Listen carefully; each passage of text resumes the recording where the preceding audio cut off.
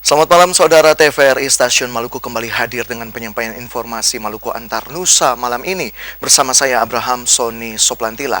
Mengawali penyampaian Maluku Antar Nusa, dapat Anda ikuti cuplikan berita utama untuk malam ini.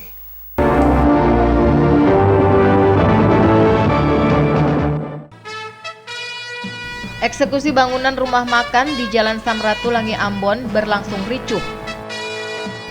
Lonjakan penumpang arus balik masih terjadi di Kota Tual dan Maluku Tenggara.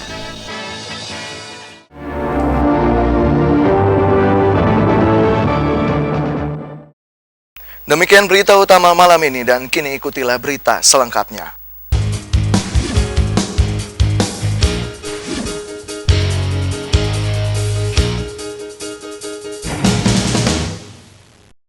Saudara, eksekusi bangunan rumah makan ayah utama beserta aset tanah di Jalan Samratulangi diwarnai kericuhan. Keluarga ahli waris menentang upaya eksekusi dengan menghadang puluhan anggota polisi.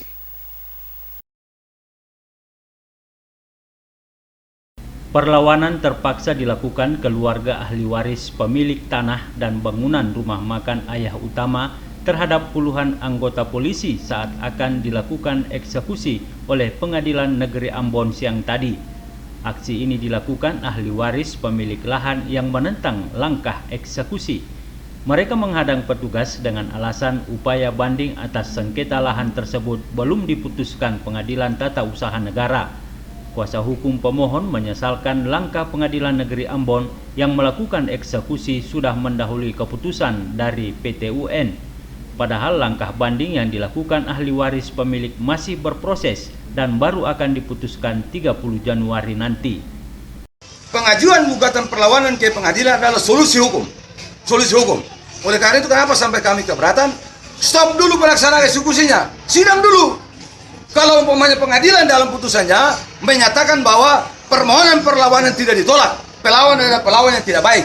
Tapi kalau seandainya permohonan perlawanan kami itu dikabulkan dan putusannya perlawanan adalah perlawanan yang baik dan putusan yang dieksekusi non eksekutibel. Sementara sudah eksekusi. Ya. Jadi ini luar biasa sekali. Selain menghadang polisi dan jurusita, ahli waris pemilik selaku pemohon banding meminta Pengadilan Negeri Ambon menunggu keputusan PT UN yang akan diketok palu 30 Januari nanti. Setelah melakukan negosiasi bersama, petugas eksekusi memberi kelonggaran bagi penyewa bangunan untuk mengosongkan bangunan hingga besok. Petugas bersikeras untuk mengosongkan bangunan walaupun hasil banding belum dikeluarkan. Tanah dan bangunan yang rencananya dieksekusi Pengadilan Negeri Ambon ini seluas 80 meter persegi. Kericuhan yang mewarnai eksekusi bangunan ini sempat mengganggu arus lalu lintas di Jalan Samratulangi. Yasir Tuarita Hamsah melaporkan. Lonjakan arus balik masih terjadi di Kota Tual dan Kabupaten Maluku Tenggara. Kedatangan kapal putih milik PT Pelni dari menyinggahi Pelabuhan Yosudarso Tual membawa ribuan penumpang dari Ambon dan Papua. Pada tahun 2018, kenaikan penumpang mudik mencapai 31% dari tahun sebelumnya. Kantor Pelabuhan Tual menurunkan kapal patroli sebagai kapal bantuan untuk mengangkut penumpang mudik antar pulau.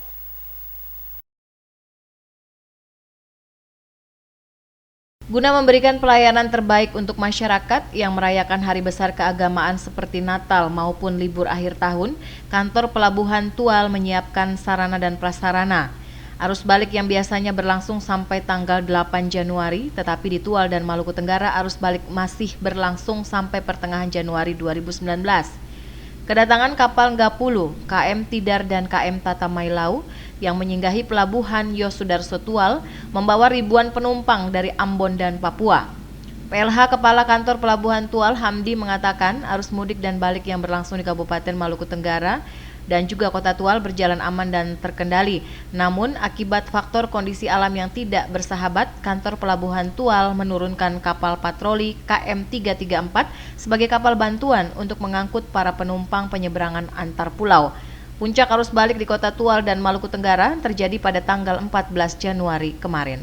Masih ada lonjakan, khususnya dari wilayah daerah dengan kapal PT Pelni dari wilayah Papua, dalam hal ini dari Timika Merauke, nah itu masih ada lonjakan, sama seperti pada masa pembentukan posko, hanya penumpang intensnya itu dia punya arah baliknya bergeser hari, sehingga walaupun sudah penutupan posko tapi masih tetap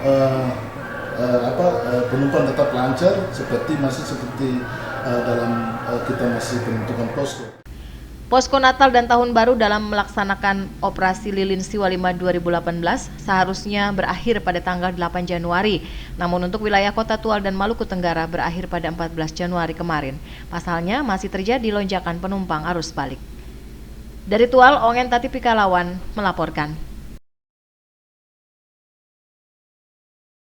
Kepala BPJS Maluku Alvina Latumakulita membantah adanya tunggakan pembayaran BPJS di rumah sakit. Sistem pembayaran yang diajukan rumah sakit ke BPJS melalui proses antrian dan verifikasi.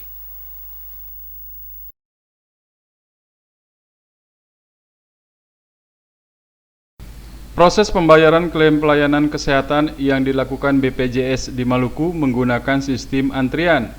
Selain menggunakan sistem antrian, klaim pembayaran yang diajukan oleh puskesmas dan rumah sakit ke BPJS juga melalui proses verifikasi. Apabila telah melalui 2 tahapan tersebut, maka BPJS akan membayarkan klaim dari puskesmas dan rumah sakit. Dengan begitu, Kepala BPJS Maluku Afliana Latumakulita menegaskan selama ini tidak ada tunggakan pembayaran klaim di BPJS.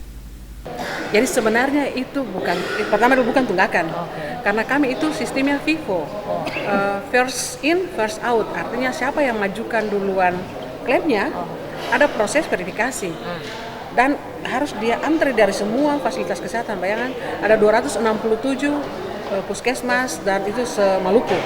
Kalau ada klaim-klaim persalinan kan mereka harus antri. Siapa yang masuk duluan, ada anggaran langsung itu yang dibayarkan, termasuk rumah sakit.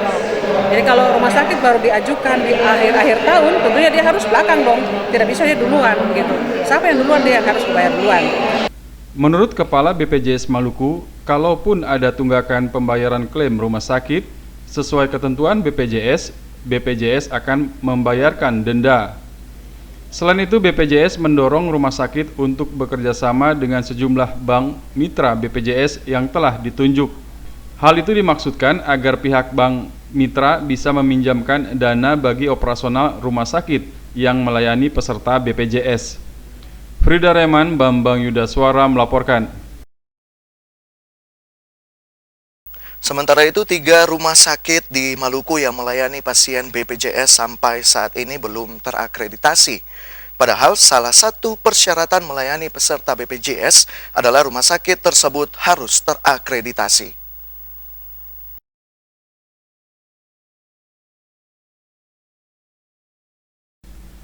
Di Maluku ada 27 rumah sakit yang bekerja sama dengan BPJS untuk memberikan pelayanan kesehatan bagi peserta BPJS. Dalam ketentuan Menteri Kesehatan Republik Indonesia, rumah sakit yang melayani peserta BPJS harus sudah terakreditasi. Namun di Maluku sampai saat ini ada 3 rumah sakit yang belum terakreditasi.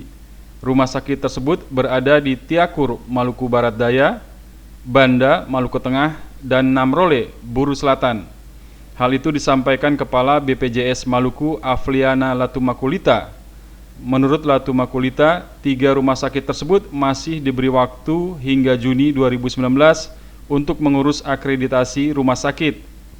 Apabila sampai pada waktu yang diberikan, 3 rumah sakit tersebut belum terakreditasi, maka BPJS akan melakukan pemutusan perjanjian kerjasama pelayanan BPJS di rumah sakit tersebut. Ya sekarang sisa Tiakur, Banda, dan Namrole. Itu yang belum ada surat akreditasi. Tapi mereka sudah ada surat pernyataan bahwa mereka akan segera melakukan akreditasi. Nah, kami berikan waktu kepada mereka sampai bulan Juni untuk mereka mempersiapkan itu, sehingga diharapkan pemerintah daerah masing-masing juga, mulai dari MBD, Buru Selatan, dan Maluku Tengah harus membantu juga untuk mempercepat akreditasi ini. Sebenarnya ini tujuannya adalah mutu yang diberikan harus terstandar kepada masyarakat, begitu. Sebenarnya itu. Jadi prinsipnya bahwa seluruh Provinsi Maluku tetap masih kami tunjuk melakukan PKS, tapi 3 rumah sakit itu kami kasih waktu sampai dengan bulan Juni. Kalau memang tidak bisa dan regulasi memang tidak ada apalagi harus putus, ya kami harus putus. BPJS Maluku berharap peran pemerintah daerah di MBD, Maluku Tengah, dan Buru Selatan dapat mendorong agar rumah sakit di 3 daerah tersebut dapat segera terakreditasi. Akreditasi sebuah rumah sakit yang melayani pasien BPJS sangat penting karena terkait dengan mutu pelayanan kesehatan yang diberikan kepada masyarakat harus berstandar. Frida Raiman, Bambang Yudaswara melaporkan. Kita beralih ke informasi lainnya, Saudara. Harga tiket pesawat yang masih mahal membuat masyarakat pengguna jasa perhubungan udara mulai beralih menggunakan moda transportasi laut untuk bepergian. Minat masyarakat menggunakan kapal laut terlihat dengan meningkatnya pembelian tiket kapal di sejumlah agen penjualan tiket kapal Pelni. Belum adanya kejelasan soal penurunan harga tiket pesawat untuk rute dari Ambon ke beberapa kota membuat masyarakat pengguna jasa perhubungan udara beralih pilihan. Moda transportasi laut kini menjadi pilihan masyarakat untuk berpergian. Kapal laut dipilih karena harga tiket yang relatif lebih terjangkau dan stabil dari waktu ke waktu. Sejumlah agen penjualan tiket kapal di Ambon pun kembali ramai dengan pesanan tiket kapal. Menurut salah satu agen penjual, peningkatan pemesanan tiket kapal mulai terasa sejak akhir tahun lalu seiring kenaikan harga tiket pesawat. Kebanyakan pembeli yang memesan merupakan pengguna jasa perhubungan udara yang terpaksa beralih pilihan. Tiket kapal itu semenjak tiket pesawat naik, itu semua orang pada ngambil tiket kapal dengan tujuan Makassar, Surabaya, Jakarta. Karena pengalaman kemarin-kemarin itu sampai dia penambahan seat kapal karena saking kebanyakan orang naik kapal, makanya dia punya seat untuk tujuan Makassar, Surabaya, Jakarta itu karena habis makanya ditambah lagi dari Pelni. Peningkatan pembeli tiket kapal laut juga sempat membuat PT Pelni menambah armada kapal untuk mengangkut penumpang yang hendak liburan akhir tahun kemarin. Menyikapi keadaan ini, beberapa agen penjualan menambah jam beroperasi untuk melayani masyarakat. Yaser Tuarita, Edi Astril melaporkan. Saudara, krisis ekonomi yang melanda sejumlah negara di Eropa berpengaruh pada nilai jual hasil bumi di Maluku, terutama pala, fuli, cengkeh, coklat, dan kopra. Anjloknya harga cengkeh, pala, serta fuli di pasaran membuat petani hasil bumi di Maluku merugi.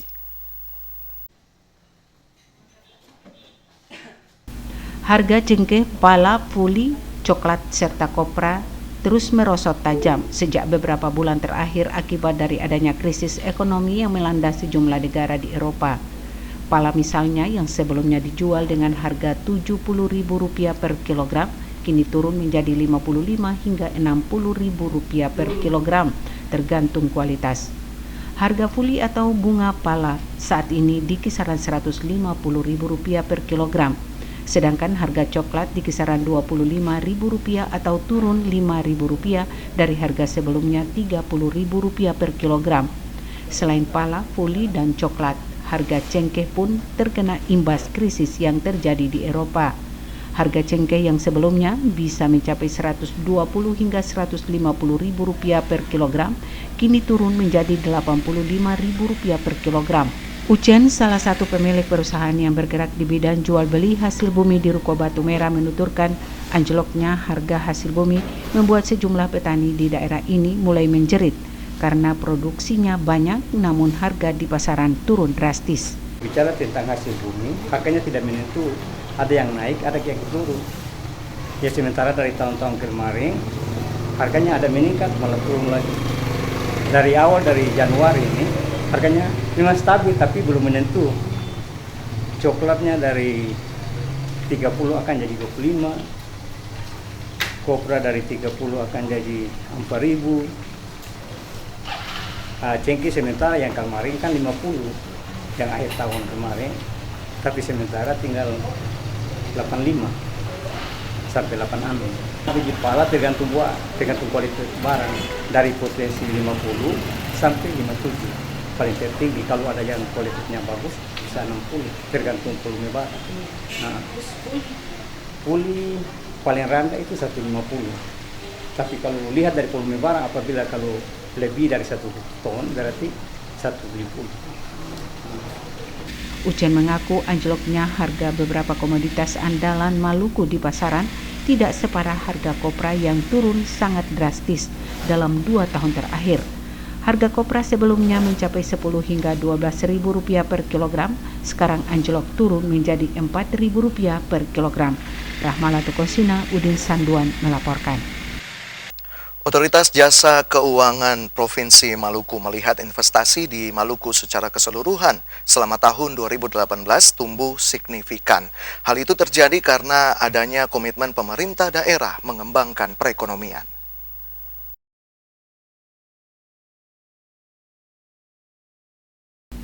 Pertumbuhan ekonomi Maluku pada triwulan ketiga tahun 2018 sebesar 6,34%. Angka pertumbuhan ekonomi tersebut meningkat dari triwulan tahun sebelumnya sebesar 5,51%.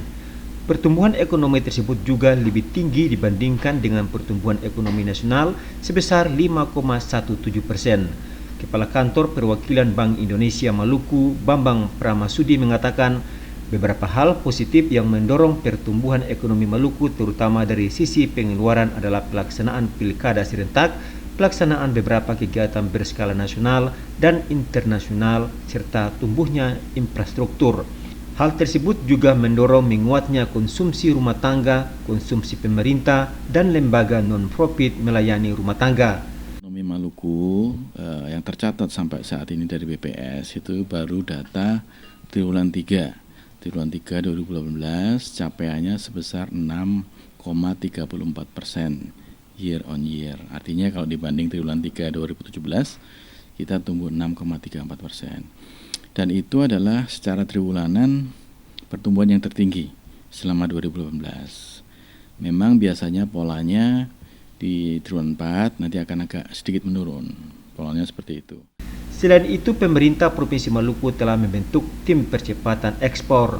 Pembentukan tim tersebut untuk meningkatkan kinerja ekspor melalui ekspor langsung dari pelabuhan Djoko Sudarso Ambon.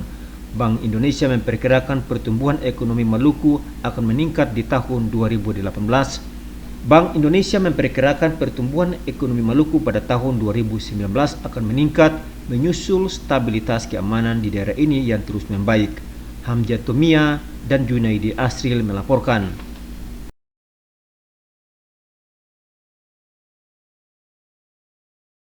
Pertumbuhan ekonomi Maluku pada triwulan ketiga tahun 2018 lebih tinggi dibanding pertumbuhan ekonomi nasional. Faktor yang mendorong pertumbuhan ekonomi Maluku 2018 yakni pelaksanaan pilkada serentak dan beberapa kegiatan berskala nasional.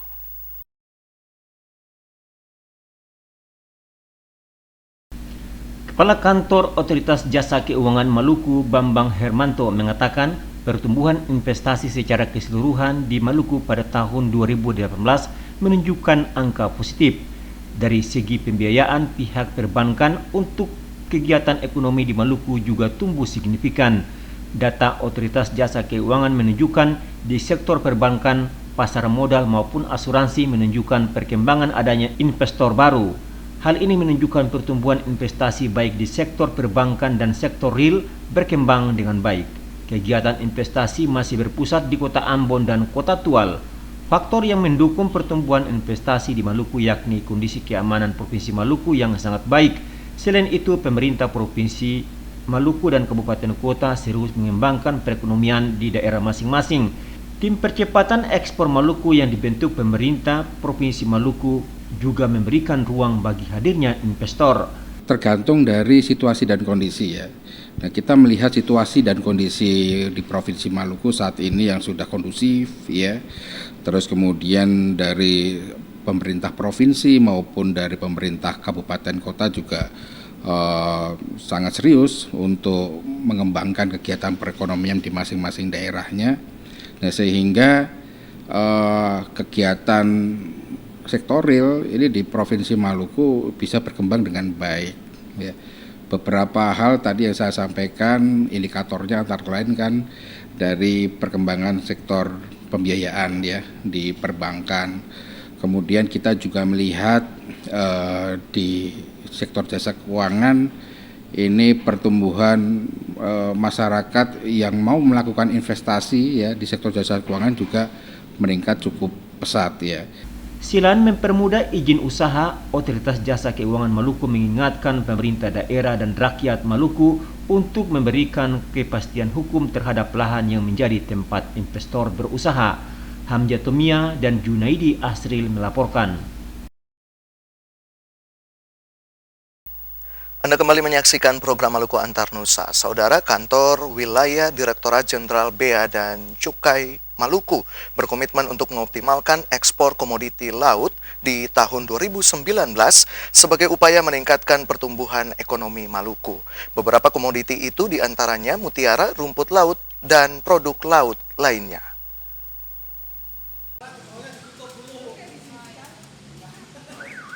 Strategi Rencana Kerja tahun 2019, Kantor Wilayah Direktorat Jenderal Bea dan Cukai Maluku akan mengoptimalkan ekspor beberapa komoditi yang potensial dari bidang perikanan maupun pertanian. Komoditi perikanan seperti rumput laut, mutiara, dan produk laut lainnya menjadi komoditi yang akan diprioritaskan untuk diekspor. Selain itu juga komoditi pertanian seperti rempah-rempah.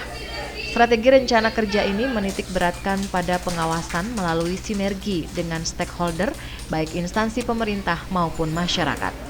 Kepala Kantor Wilayah Direktorat Jenderal Bea dan Cukai Maluku, Vinari Manan menjelaskan, hal ini merupakan upaya meningkatkan pertumbuhan ekonomi di wilayah Maluku.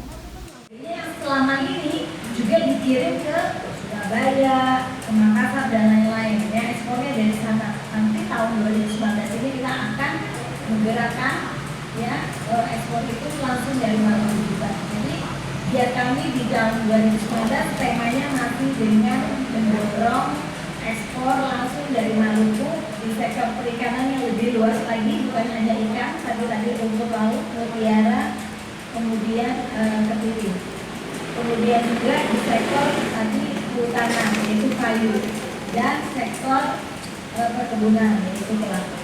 Nah, tentunya ini bukan hanya dari Ambon, tapi juga dari Tual, dari Ternate, karena yang membawahi saya itu ada di Maluku Utara dan Maluku. Dikatakan Vinari Manan, dalam mewujudkan hal tersebut, tugas Kanwil Direktorat Jenderal Bea dan Cukai Wilayah Maluku tentunya perlu dukungan dan sinergitas dengan pemerintah daerah serta aparat penegak hukum lainnya, termasuk peran serta masyarakat dalam menyampaikan informasi kegiatan ilegal yang melanggar ketentuan di bidang kepabeanan dan cukai. Kesadaran masyarakat juga sangat penting dalam menggunakan produk legal. Christine Sipahelut Kurniawan melaporkan.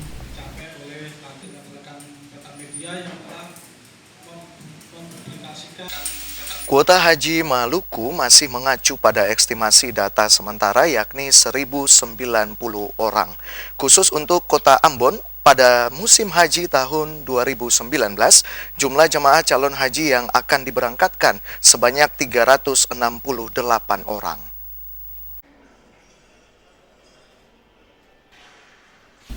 Calon jemaah haji yang nomor urut keberangkatan masuk dalam daftar tunggu di urutan awal hingga nomor 387 untuk kuota 2018 dapat dipastikan akan berangkat haji pada tahun 2019.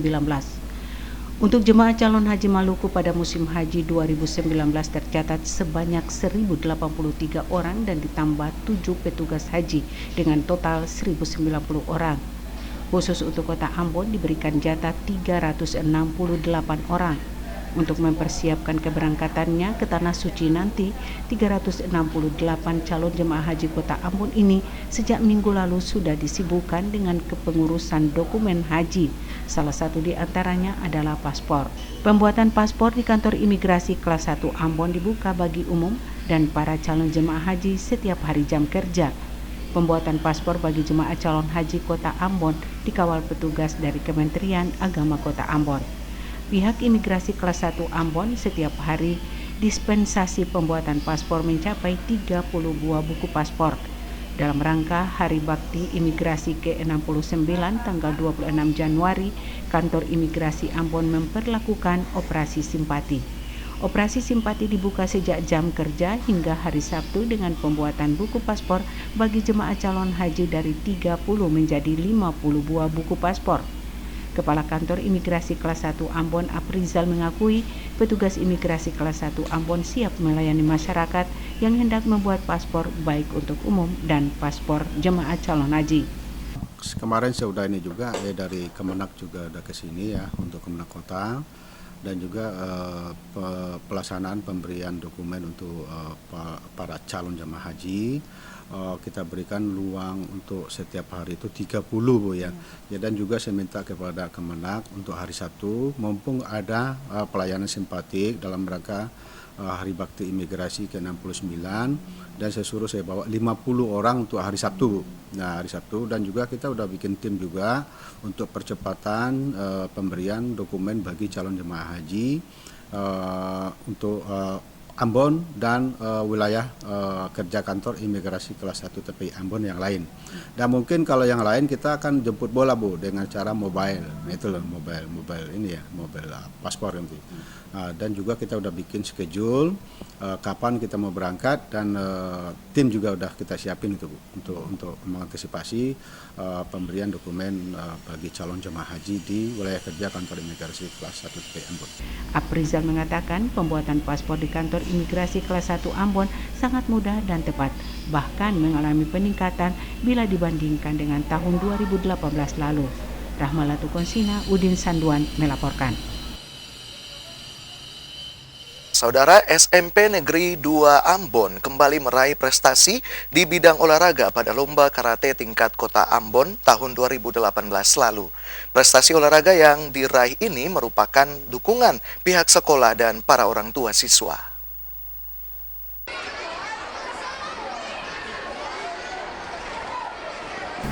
SMP Negeri 2 Ambon kembali meraih juara pertama Lomba Karate tingkat Kota Ambon tahun 2018.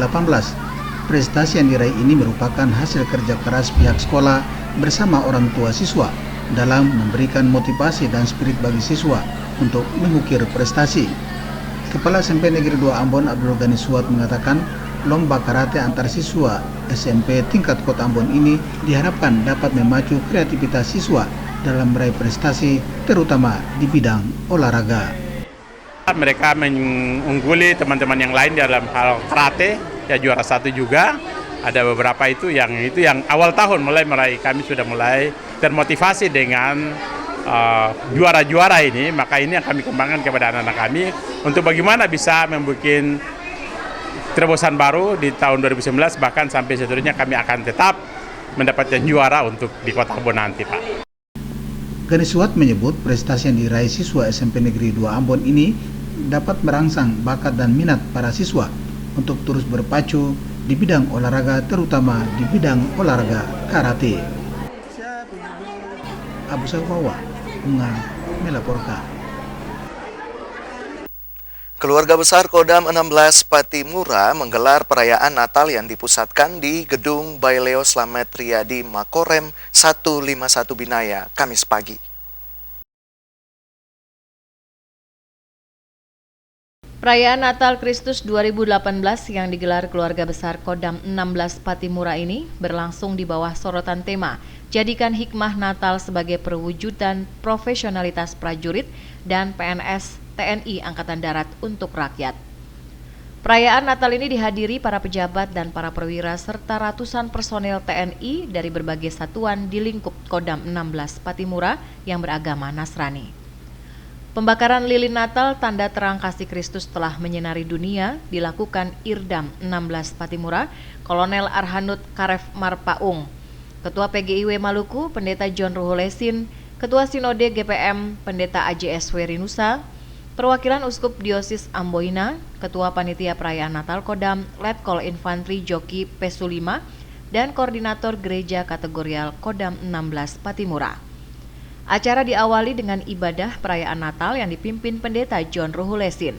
Dalam refleksi Natalnya, Pendeta John Ruhulesin mengajak umat untuk mendalami makna Natal yang sesungguhnya, yaitu Allah datang melawat umatnya. Allah memberi pertolongan, pembebasan, dan keselamatan untuk umatnya melalui kelahiran Yesus. Natal hendaknya membentuk karakter dan orientasi hidup dalam melaksanakan tugas sebagai TNI dan PNS TNI Angkatan Darat yang profesional. Sementara Ketua Panitia Natal Kodam 16 Patimura, Letnan Kolonel Infantri Joki P. Sulima menyampaikan, serangkaian kegiatan menyambut Natal telah dilakukan Kodam 16 Patimura, diantaranya menyambangi anak-anak di Panti Asuhan Gonzalo dan Leliani. Selain itu menyambangi orang-orang sakit di Rumah Sakit Otokwik Ambon, memberikan motivasi dan semangat bagi warga binaan di Lapas Kelas 2 Ambon, aksi donor darah dengan mengumpulkan 67 kantong darah, dan memberikan santunan untuk anak-anak jalanan di Pasar Mardika. Pangdam 16 Patimura, Mayor Jenderal TNI Marga Taufik mengatakan, melalui momen perayaan Natal akan semakin memperkuat iman prajurit serta PNS Kodam 16 Patimura dalam membangun kebersamaan untuk melaksanakan tugas pengabdian kepada masyarakat, bangsa, dan negara kesatuan Republik Indonesia. Perayaan Natal ini turut dimeriahkan persembahan puji-pujian dari paduan suara Unpati, Nanala Voice, dan paduan suara Makorem 151 Binaya. Christine Sipahelut, Kurniawan, melaporkan.